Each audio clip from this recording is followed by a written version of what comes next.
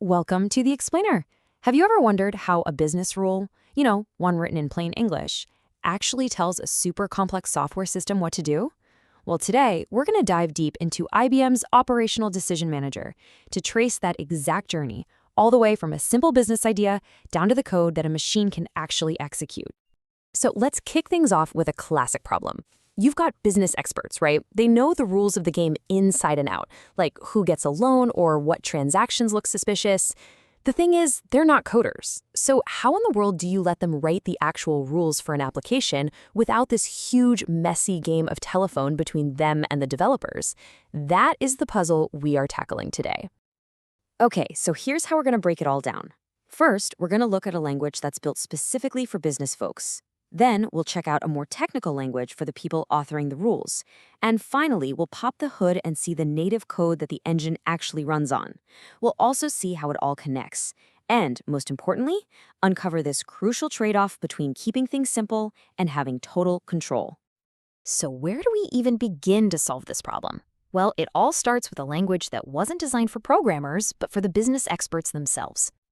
And that language is called the Business Action Language, or BAL for short. Its single, most important mission is just to be crystal clear. Seriously, the goal is for a rule written in BAL to read just like a sentence you'd pull straight out of a company policy manual. Yeah, everything about BAL is meant to be intuitive. It uses the words of the business, terms like customer or account balance, instead of some weird technical class name. And this is a huge deal because it empowers business analysts to write and check the rules themselves, cutting the programmer out of the loop when policies need to change. Okay, so BAL is fantastic for clarity, but what if you're a little more technical? What if you need just a bit more control when you're writing rules, but you don't want to go full-on developer and write low-level code? Well, this is where our next layer comes in. And that's where the Advanced Rule Language, or ARL, steps in. You can think of it like a bridge, It's the perfect middle ground between the simple, everyday language of business and the really complex code the engine needs. So you'll find ARL inside the decision center, and it's usually used for defining the action part of a rule, the then part of an if-then statement. It definitely looks more like a snippet of code, and that gives the rule authors way more precise control over the outcome than they would get with just plain BAL. All right, it's time to get our hands dirty. We're going to lift the hood and look at the language that the machine, the rule engine itself, actually understands and executes. Meet IRL, which stands for the iLog Rule Language. This is the bedrock, the foundation of the whole system. It's a low-level, super high-performance language that gets compiled for one reason: maximum speed and efficiency. This is the real deal. And here is the most important thing to remember about IRL. Almost nobody writes it by hand. It's not where you start, it's the final destination. It's this powerful, highly technical language that both BAL and ARL have to be translated into before the engine can do its job.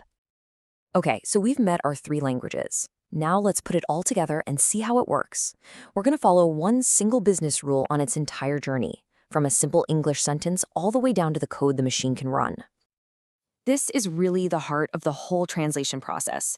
You start with some logic in a person's brain, you express it in natural language, and then the system converts it into a more technical form, and finally into something the engine can run with lightning speed. Let's see exactly what that looks like. This slide shows the transformation perfectly. Look at the top. The BAL rule is pure, readable English. Anyone could understand that. Then, in the middle, ARL looks a whole lot more like a standard if statement from programming. And finally, at the bottom, you see IRL's unique when-then structure, which is totally optimized for the rule engine. It's the exact same logic, just expressed in three different ways for three different audiences.